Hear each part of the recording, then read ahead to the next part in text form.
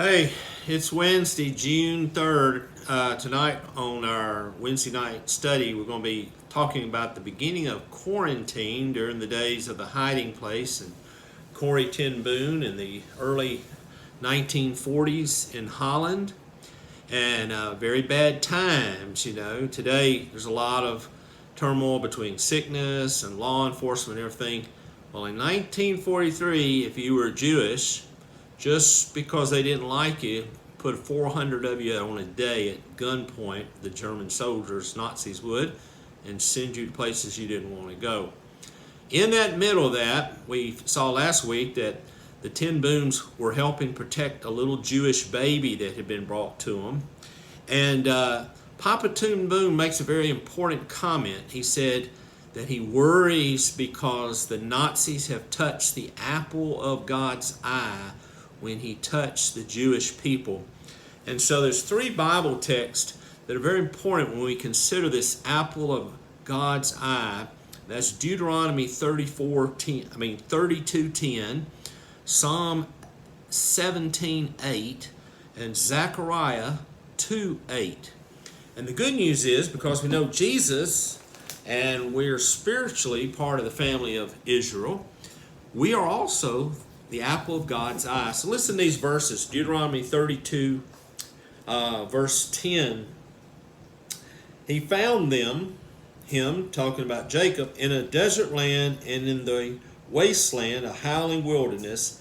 He encircled him, he instructed him, he kept him as the apple of his eye. That's that really sweet, little dark place that's so important that if you hurt that, you won't be able to see. And so he said Jacob was kept by God as the very apple of God's eye. When we go to Psalm 17 verse 8, listen to what it says. Keep me as the apple of your eye, God. Hide me under the shadow of your wings. Boy, isn't that a wonderful thought. In Zechariah chapter 2 verse 8, talking about what happens if you mess with God's children, Zechariah 2 verse 8 says, For thus says the Lord of hosts, He sent me after glory to the nations which plunder you. For he who touches you touches the apple of his eye. Woo, you touch God's people and they've not done wrong.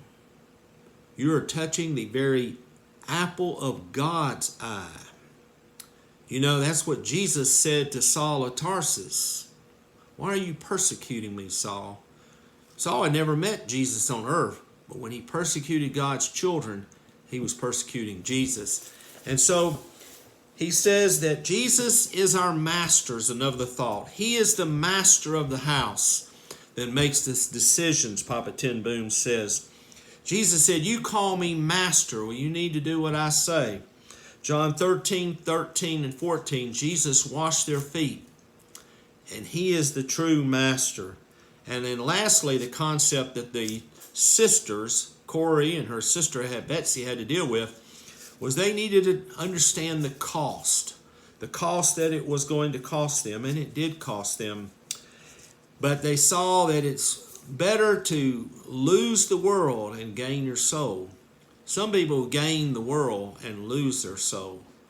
Let Jesus be Lord of your life. You get a chance, watch the Hiding Place Corrie ten Boom story. Thank you.